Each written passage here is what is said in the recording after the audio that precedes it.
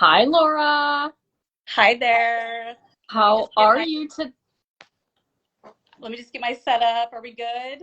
Yes, it looks Good. amazing. I love your Christmas tree back there. It looks so good. Check it out. Check it out. Hi everybody. Hi Jessica. How are you today, Laura? Today I am doing very well. I am on holiday break from school, so it's been really nice just to give my brain a break, literally. Just let it chill. Because last time we talked a couple months ago during Awareness Month, which was great, I was at 5 months post-op, and I had just started school, Yeah. and that was like a big change, and that You it, have been going. You've been so busy with school and advocating, and it's just amazing to watch.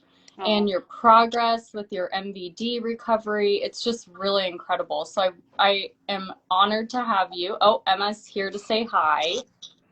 Emma, yes, she's amazing. She heard you and came running. Um, so why don't you catch us up Mhm. since the last time we saw you? Yeah, well, that was just a couple months ago. I was thinking, okay, Yes. yeah, so last time I came on here and chatted with you, I was just starting school again. I'm in my senior year at University of Washington studying psychology. I was feeling very optimistic when we chatted. I hadn't hit midterms yet, so I was like just really trying to get back in the groove, like reading every day, like really reading, like lots of pages of research, doing research. And that was a huge change. I didn't know what was about to come the weeks after we last talked with midterms. Um, it was quite rocky. I wanted to give up at some point because I was just reading slower than usual, but relying on my disability accommodations at school is what really got me through the quarter. And like I've told people who have had this surgery, I said, don't worry, like every couple of weeks, your body will surprise you and things will get better. Like you'll be able to like do X again, before you know it. Um, because yeah, I just want to preface by saying the first couple months of recovery were absolutely miserable. I was miserable.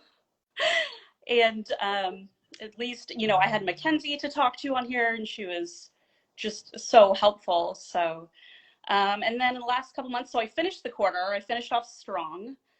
And in one of my classes, Disability in the Media, I was able to highlight trigeminal neuralgia in a presentation um, and got to spread awareness to my whole class. I love that so much. And I love that you're being so vulnerable and saying that the first 3 months were shitty. They were miserable.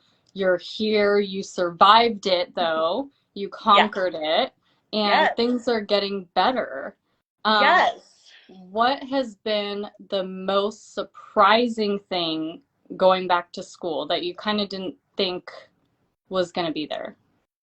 Um, I'd say the most surprising thing is like I could get through it. I could get assignments done on time when I was setting myself up to like fail a little bit, like, oh, you're going to struggle because you had brain surgery this year. So that means like everything's going to be really hard.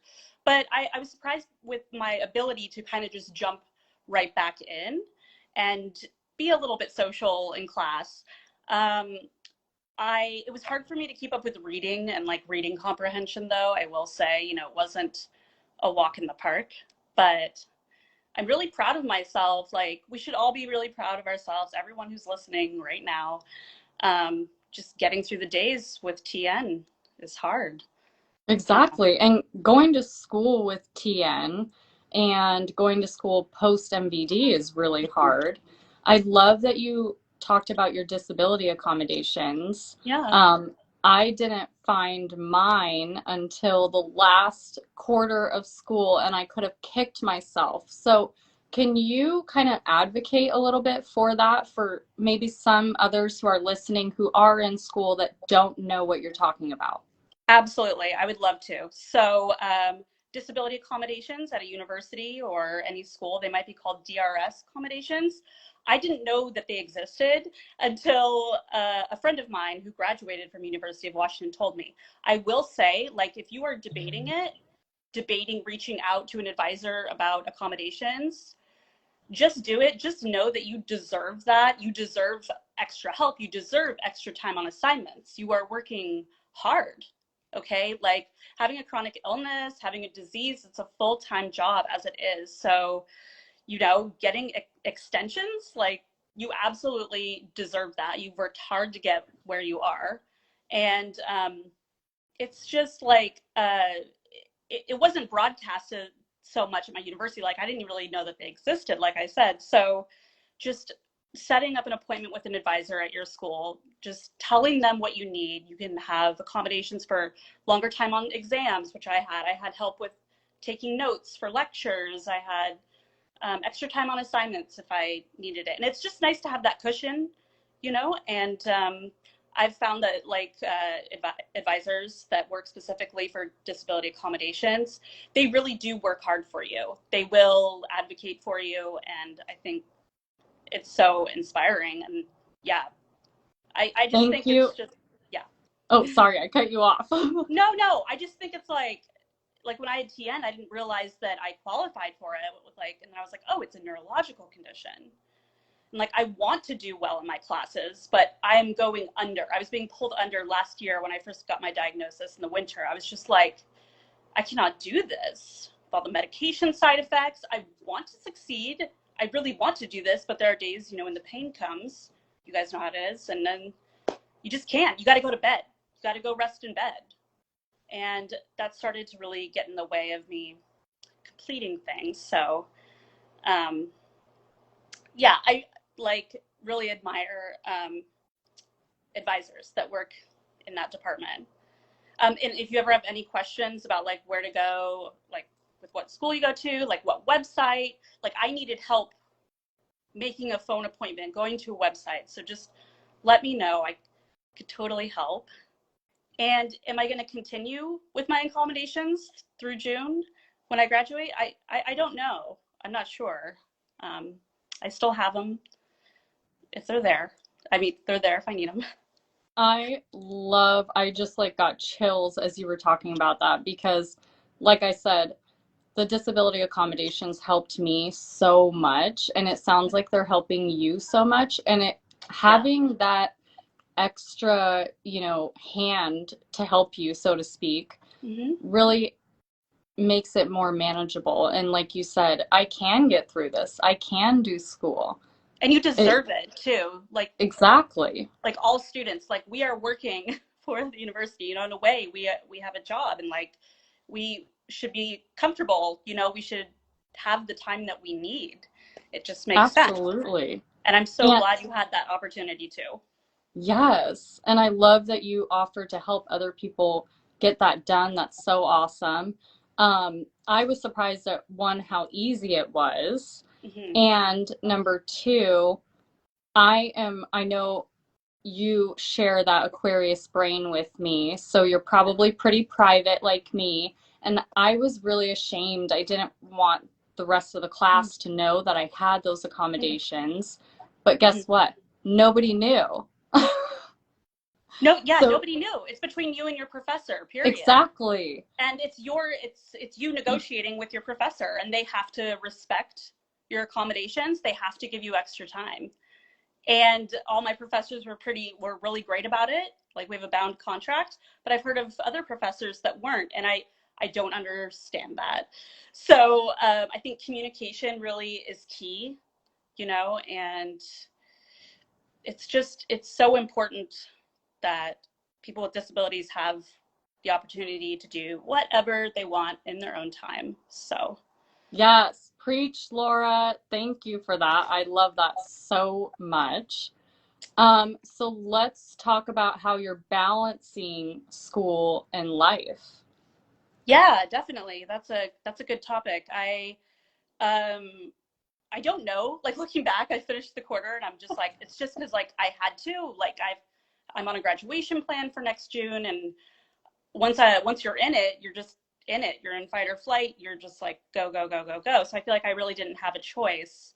I balanced school and life after surgery by like, I I developed a sleep hygiene routine where I'm sure many of y'all have heard of that phrase, but it's like a set bedtime about 9:30 every night. If yours is 12:30, you do you. I do better just falling asleep early naturally. 9:30, no screens before bed for like an hour before bed. I really tried to like limit my stress. So I was only able to focus on school. It was really hard for me to focus on a social life or anything else really. So I was doing remote school, just making sure I had a comfortable space every day to wake up, to work. And if anything was like stressful, I was like, bye, I don't have time for this. I love that. Um, because like, sorry, my cat's going nuts. She's running everywhere. I will say, like, during finals week, though, like, it wasn't a breeze. Like, finals week is finals week. It's very stressful. Actually, that's the last time I had a TN1 attack. Um, you know, Wow. it's, yeah, it was, I had an attack of jolts, which is just a rarity. And I'm like, oh, I think I can figure out why I had it. Because with Yeah. TN, it's just like, it came out of nowhere, or like, maybe you can identify a trigger. But it was like finals week. I was stressed. I started going back to the gym and maybe I was overdoing it a little bit. And I felt like really just weird about it at first because I believe with my whole being that this surgery was successful. So when that happens, it's hard. Yeah. But I reached out to the How did community. you, Yeah. sorry, how did you process Oh, that? But you were already going into that. well, yeah. I mean, it's, you know, on a darker note, on a real note, let's be real. When it happened, I just cooked dinner and it was just like 4 lightning bolts to my face, and then 4 following, which were like very muted. And I definitely screamed and like rolled up in a little ball. That's just like what your body does. I couldn't control what was going on. And yeah, I screamed, and I remember rolling up to go to bed that night. Luckily I slept well, but I just thought of you all. I thought of this community. I'm like, okay, I'm not going to take action on this right now. There's nothing I can do. It's probably just a little one-off. And I just like thought of everyone in my DM inbox, whether I know you like very well or not. I'm just like, okay, maybe they're going through it. Maybe they're going through it. They know how I'm feeling. I'll reach out tomorrow or something. And that's what got me through, just knowing I wasn't alone. So I I, love that so much, and I hate that you had to experience that. And you know, in terms of your whole body being, the surgery was successful. There's absolutely. nothing that TN can take away from that. If you believe that, that is the truth.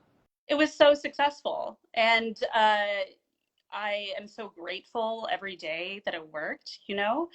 And my surgeon is very confident that it worked. He's a very confident individual. um, but yeah, if it comes down to it, maybe I'll go back on meds one day. Like I've told you before, I don't know if my pain will come back next month or 5 years from now. I've just been really trying to like stay present. And another thing that's helped me balance my life is just like getting to the gym a little bit again. It's really helped my mental health. I was thinking I was sort of in a rut with fatigue um, in recovery, which is normal. But one day, it was like a little bit before Thanksgiving, I was just like, you know what? I've had enough of sitting still, being sedentary. Like, it's time for me to like take my power back. Like, I just had a moment, like a light bulb, and decided to like start incorporating walking a little more, like on the treadmill, um, because I thought, what is something that makes me feel powerful, that makes me feel like I'm in control? And that's like, I loved lifting weights before surgery, like nothing too heavy, but it made me feel strong, and like that's what I needed. So I like went to myself and rejoined the gym, and that's been sort of like monumental uh, in my recovery. I am so freaking proud of you for going back to the gym. And Thank you. we've had this conversation off camera, of course, but you inspire me every single day in everything that you do. But you going back to the gym just single handedly You can ask Michael. I tell him every day, okay, if I can't get outside to walk, I'm going to get on the treadmill just like Laura does. We can get just a little movement going, Oh, just take yes. that control, just like you said. So I love that you took that control back. You didn't let TN win again. You are just killing it, Laura. Oh, thanks. Sometimes I feel like I do. That's very well said. Very well put what you said about taking control back. And like, even if I could just walk for 15 minutes on the treadmill, my speed might increase every day, which is great. Like, that's great. It's a time to like where I can practice mindfulness and something that adds to my routine. And oh, that's another thing I wanted to mention that helped me balance school and like post surgery is like our brains love routine. Like we thrive on routine. I mean, science says, but just having like a quick morning routine, like waking up and like making coffee, washing your face, responding to messages. So I've added the gym into that quite early. But with the pandemic, I don't know what's going to happen with me, like feeling comfortable going, but we'll Well, see. and let's talk about you going to the gym because I know you've talked about it on your page before, but for those who are not following you, what is kind of your feel safe routine for Mm-hmm. going to the gym? Yeah, great question. So the way I feel safe going to the gym right now is quite early in the morning. Like I said, I go to bed early, but like they open at 5 a.m. during the week. So if I can get in between 5:30 and 6:15, that is best. It's a big gym. And I don't want to be around a lot of people right now. I don't suggest that anyone is around a ton of people. Um, but it's like my body's very vulnerable still. Like I just had surgery. And, I'm hearing from other warriors like that COVID has triggered their TN, that sucks. But I'm just trying to be safe. Everyone at the gym is vaccinated and wearing masks, and so that makes me feel comfortable. I just keep my distance and try to control what I can, because I just don't want to be safe while feeling strong. And yesterday was the Exactly. first time when like a guy wasn't wearing a mask on the cardio machine, and he got right next to me. And I was like, it's too early for confrontation. But so like I guess like I wake up and I'm super tired, but I got this basket that I can put gym clothes in the night before, and it has my Getting on My Nerves shirt in there. I wear it like almost every day. I can just put it on and go. Um, but I I think having a treadmill at home is helpful, especially in the winter days. And if it came I to it, I could do that. exactly. I love that so much. And I know it's a privilege to have a treadmill at home. So it is not possible for everyone to have. So if you're able to go to the gym, that is so amazing. And like you are taking the extra preventative steps to keep safe and healthy. Like you said, we are part of that immunocompromised community. We got to take care of ourselves first. Yes. And I'd never want to put anyone in danger or set an example that's, not lined up with my values, but it's like, it's done wonders for my mental health. There might come a day where it's just like, I can't go to the gym anymore because we don't know what's going on with the pandemic, but um, it's quite important to me. And I think like discovering who I am and my values again after surgery has been huge. This surgery has changed my life for sure in many ways. I love that so much. And, I just had a thought while you were speaking that you shared with me some indoor walking workouts that maybe Mhm. we should share in our stories again after the live Yes. for people who can't get to the gym, don't have a treadmill at home, just something that you can do in your apartment or your living room or whatever. I love those workouts. So I would love for you to share those with me again and with everybody else. Yeah, let's share Um, them. Yeah, definitely. yes, I do want to touch on something that you talked about. You said you kind of briefly mentioned maybe I'll go on meds again one day. Hmm. So it sounds like you're off your medication. Do you want to talk about that and how long you've been off and Hmm. how is that going? Because I think that speaks volumes too. Oh, yeah, thank you. To answer your question, I've been off meds for, well, it's hard because, okay, I had MVD in May of 2021, by the way. Got off gabapentin a couple months after that because it really helped me, like in my pain. Got off baclofen about a month after that in the summer. Um, and then carbamazepine was the big one, Tegretol. Y'all know that had the most side effects for me. I despise that medication. I love it for helping me, but I got off that probably a couple months ago fully, and the taper That's was not amazing. easy.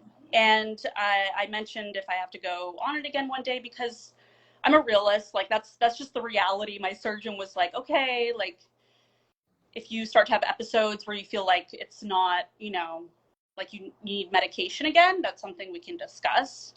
So just like let me know. Because I told him I was having pain like every now and then, but and then he tells me, oh, it's 6 to 12 months before everything evens out and recovers. And I'm like, nobody told this to me before. Yeah, per that meme I made today, it seems like a lot of people can relate. Um, but yeah, being med free is great. Like I have a little more energy. I'm less fatigued. Um, yeah, with the medication cocktail I was on, I couldn't drive some days. I wasn't fully here. And I know you all know like the brain fog struggle. That was a big one. And Absolutely. I'm really proud of you for conquering all of that, for getting off your meds. As you talked about, it's hard to taper off some of those meds. So it's mhm. really amazing and incredible that you have conquered all of that and yet another thing you've taken back from TN. Yeah, fuck TN. I'm There you taking go. my life back, and it's not easy. I mean, I only suffered with TN that I know of for 9 months, so I can't imagine what it's like for years. Like so many of you that I've heard from, in that 9 months, I felt destroyed. I felt defeated. I really didn't know how to cope. Coping was extremely hard. The community that I am involved in now that I see wasn't as big, and this disease isn't very well known. So, yeah, I I'm mean, the ready to thing take is, so much back. yeah, you are, and you already are taking a lot back, and you're adding to the community and getting the word out, and I love it. I think everything from what you're saying right now and your memes are just so informative and helping everybody. Um, let's talk about, have you had any, I mean, I know that you have experienced other symptoms. Do you want to talk about that and where you're at, how you're processing all of that? I know you're always so positive, and so it's I always tell you that it's amazing to share your energy because it inspires me to keep going. So Oh, I back at love you. when you share this kind of stuff with everybody because I really hope that it inspires them as much as it does me. Oh, you're so sweet. I feel the same way. Thank you for your energy always. I do try to stay positive, but that's not always the reality. There are um, darker moments. And I believe you asked about current symptoms. Uh, Yes. yeah, something interesting happened yesterday where I'm not too alarmed anymore, but I went to the gym in the morning and I was like, okay, my favorite weight machine that I haven't used in like 2 years. I've been waiting. It's like an overhead pull, right, with the lat bar. So it's like above the head. Yeah. I've been like looking at it, really wanting to do it, but I haven't done it. So long story short, I was like yesterday, I was like, I feel great. I feel great about this. I'm gonna put it on 45 pounds. I'm gonna pull 45 pounds on a bar over my head to my chest, and it felt fine. So I just like kept doing it. Then I raised it to 50 pounds, and it felt fine on my arms. But like an hour or two later, I was at home and I was getting like head rushes, just like reminding me that I'm still recovering. Like I'm still fragile. I can't do everything right now. it was a huge wake-up call because I was having trouble with communication yesterday. Like I was experiencing aphasia again, and talking with my partner Eric became difficult. And I paused mid-sentence and couldn't find words to finish. And I think it might be correlated to like lifting too much weight in the morning, because I know my brain's not damaged, but I struggled a lot with aphasia in the beginning, where I was making up words and kind of dyslexic and unable to identify nouns and verbs. I'm fine today, but that was a little weird. So that's where I'm at right now. I'd say, I'm able to kind of do normal things again, chores consecutively, and be a little more social. It's hard in the pandemic, but before I had an MVD and I had TN, as you guys know, it's really hard to like socialize and put yourself out there, because there were days where I could barely talk. And I don't take that for granted, like being pain-free now. It's amazing.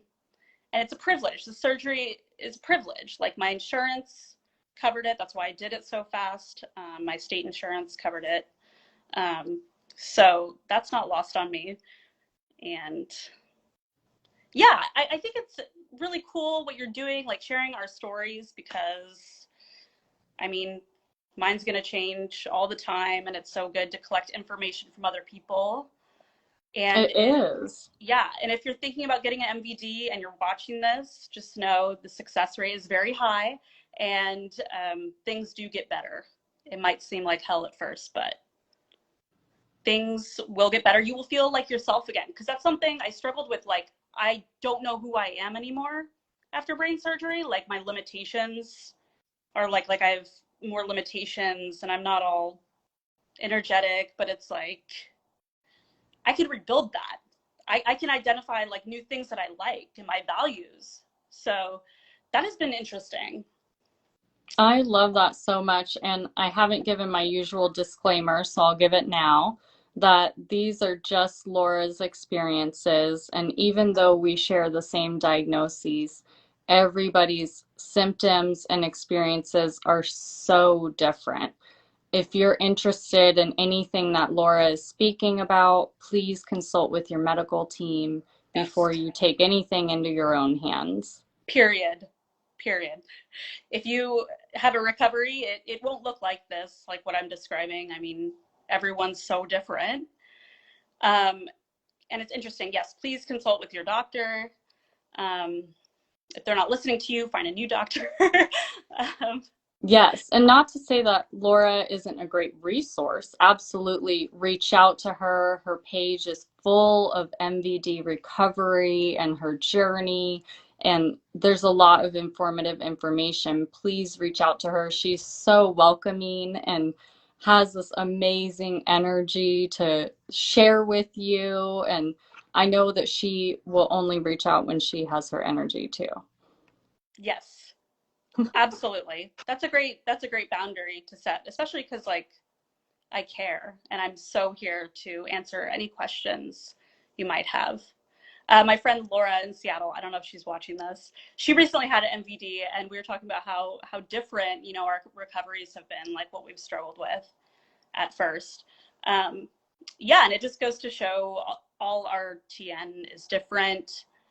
Our history of trauma and surgeries, like just to add in, I had a full hysterectomy 6 years ago, so I've experienced surgical, trauma before, and we all have different medical histories. But Exactly.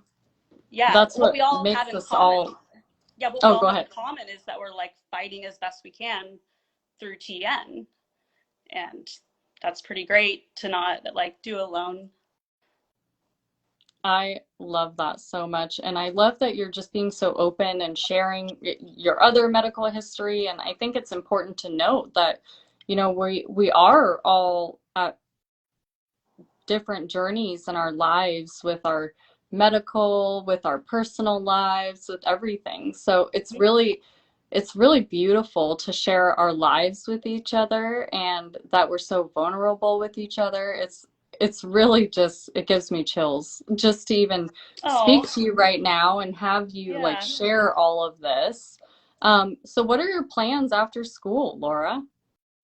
After I graduate in June, Yes. I'm not sure, but all I know is I will have like more opportunities once I have a bachelor's in psychology.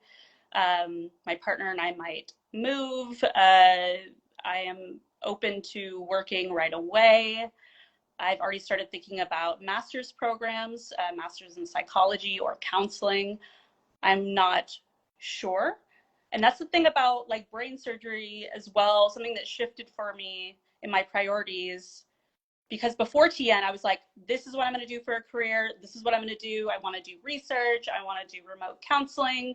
I want to run my life this way.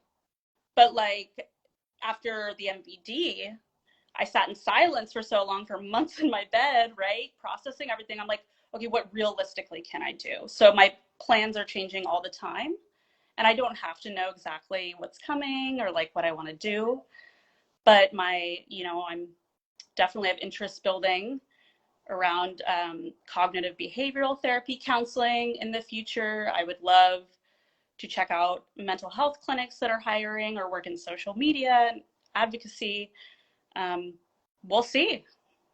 I love everything that you just said, that having a disability just makes you flexible, and you have to be flexible with everything. You can't really have these, 5-year plans that we were taught to have the whole time. And like you said, it's okay to not know what you want to do. It's okay if that changes from day to day. I love that you have Absolutely. different interests and ideas. I can't wait to see what you do. Oh, thank you. And I just want to note that like society puts a lot of pressure on us to like work, work, work, capitalism, or like figure out who you are, get right to a job after graduating. So I think we're all kind of under that pressure internalized, like whether we realize it or not. Like you said, flexibility is so important. Like when you did a live event with your husband, you just said being fluid with that in our relationship is very important, being fluid about our scheduling, about what we're doing. And that's something that really stuck with me and that really helped. I love that, Laura. That's so sweet of you.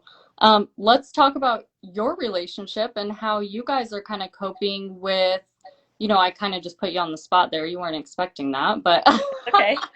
um, let's talk about how Eric does with adjusting to, like, what did he do when you had your TN flare? Um, his okay, my fiance Eric, he actually has a really good friend, a longtime friend that had trigeminal neuralgia or has trigeminal neuralgia. And they were roommates at one point in the past. So when I got diagnosed after my root canal, Eric was like, oh shit. And I didn't know what it was, but he did.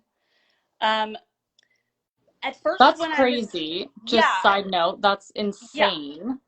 yeah, so wild, right? So wild. And Eric has been amazing. He has been my rock. I don't know what I would do without him. In the beginning with my flares, it was complicated to communicate with him, even though we are so close.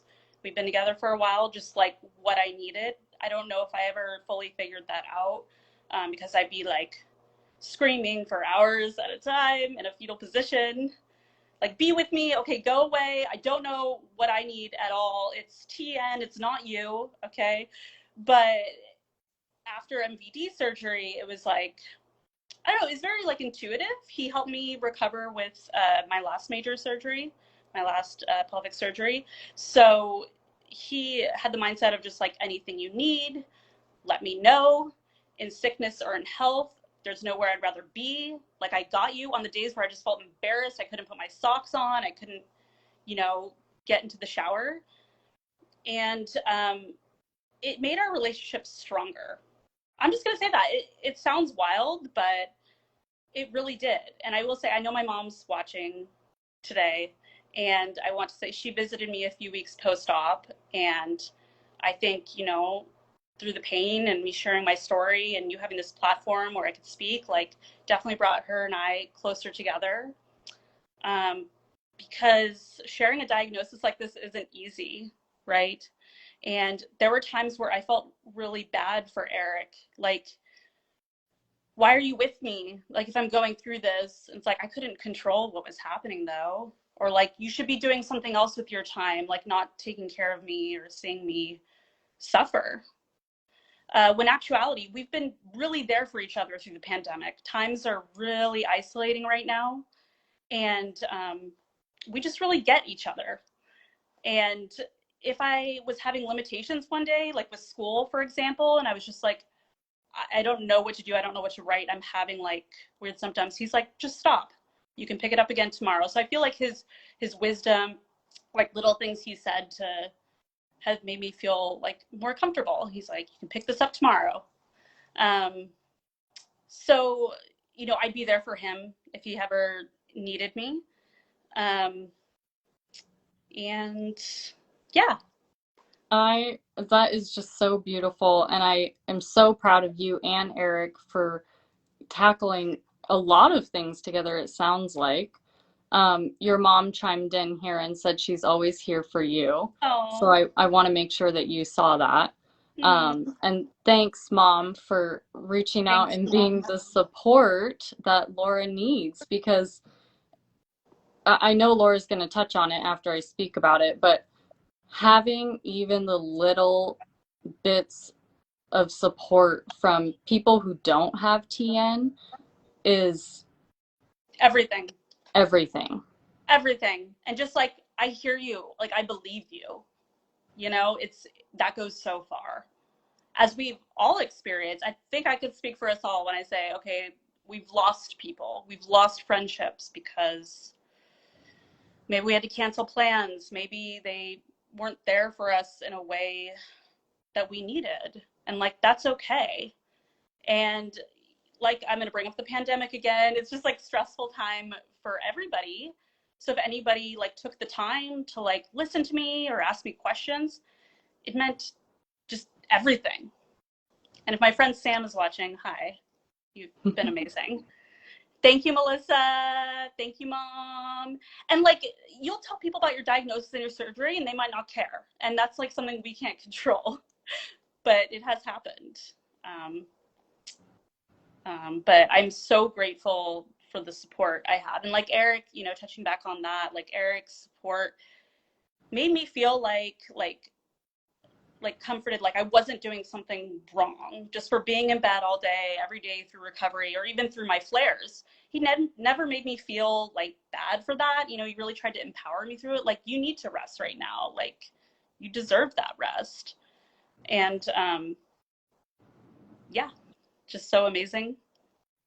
It's so incredible to hear that he has just dropped everything to be the support that you need and give Kind you of. that comfort that you need. And I don't know how these caregivers do it. I mean, And he works too full time, and I like so many other caregivers probably work full time. I don't know, how they do it. I want nothing but the best and support for them.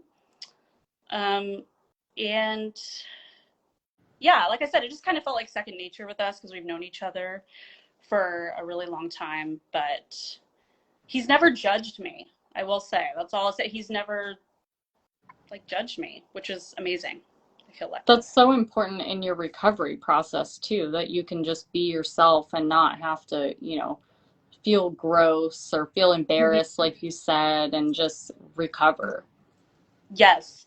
And I will say, if you get the surgery and you feel like you're not in a supportive environment, if you can change that, that will help so much. If you can stay with another family member or a friend that's just like, will be there for you. That's, I'd say, a helpful tip is have a nurturing environment prepared, ready to go if for recovery. Um, Absolutely. We had a question come in mhm. that asked what symptoms have improved with time. And we think we're talking about like post-surgery symptoms. Um, but go for it with however you want to answer that question. Well, symptoms that come to mind are insomnia and fatigue. Like, I really struggle with that. And I know y'all, you can write in the chat if you struggled with insomnia too after brain surgery. I guess it's common. No one ever let me know beforehand. I'd say that was, the insomnia was very prominent for like 3 to 4 months. And I don't know why. I don't have answers. I will say it gets better though. It got better for me after 3 to 4 months. And, we are in stressful times right now. So is it all because of surgery, or is it because we have, other stressful factors or things going, out of our control happening in our life? That can also affect your sleep. The anxiety did get better. I swear it gets better. I know it's really scary at first. And fatigue, I never thought would go away. Even like I'm at 7 months post-op, and sometimes I'm like, I'm really tired. It's the afternoon, but I don't want to blame it on the surgery. Like, I don't. I just got to a place of like, okay, it's winter time. I'm hibernating. So those things got better.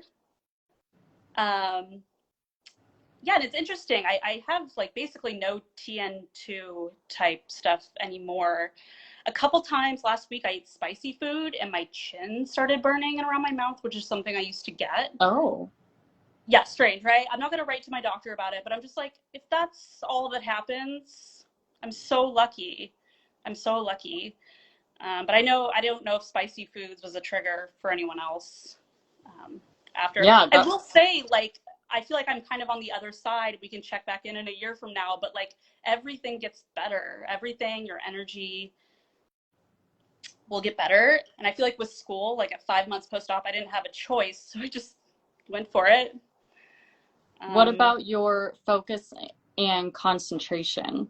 Oh, I think I'm still struggling with that a little bit, but that could be like looking at the news a lot and social media and everything. Like my focus was like a squirrel, like for the first 3 months post-op, and I thought it was going to last forever. My attention span was wild. I was like trying to concentrate on one thing, like having a conversation with you, but if there was like music in the background or like other stimuli happening, I couldn't even. I was just like, okay, one thing at a time. And you know, when I had poor concentration, I would get angry. So there would be like a secondary emotion or factor that would happen, spin off of poor concentration. Oh, I hate myself. I can't do this. It's like, okay, just remind yourself like you had major surgery, and it will even out.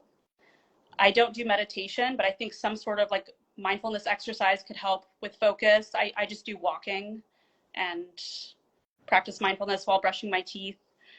Um, but yeah, focus, that's a hard one. I don't have a solid answer on that. Well, it will be interesting to see a year from now. Well, not a year from now, but once you're post 1 year, there's my TN brain going. All good. Um, it'll be interesting to see how that has improved. Mm-hmm. Yeah. So as we wrap up here, what is something you want the community to know, something you want to talk about that we didn't touch on? Ooh. If you're going through a really hard time right now, whether you've had surgery or not, just know that there's a whole community out here thinking of you, pulling for you. You know, we might not understand exactly what you're going through. I might not understand, but, you know, there are people that are here for you.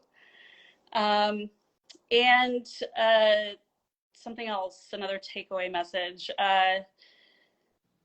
Yeah, surgery totally changed my life, saved me completely. And also really wanted to mention like normalize going to therapy, getting like psychological help Yes. like after surgery. I'd say around 3 months post-op that you can do virtual appointments, find appointments on a sliding scale, process that anxiety and that trauma with a professional. That can be very helpful. I love that. Those are some great tips. Thank you so much for Thank sharing your you. time, energy, and knowledge with us, Laura. You always brighten our community. I am so proud of you and your progress, and I can't wait to see what the next few months has in store for you. Thank you, Jessica. That means a lot. Thank you for your time today. Of course. Check out Laura's page for more info about MVD. She's making some MVD memes that are hilarious. Chime in. I have not had MVD, so Laura is a great resource to reach out to. It's been a successful ride for her, so make sure to DM her with any questions. Stay strong, guys. Stay Thank you so strong. much. Much love. Bye.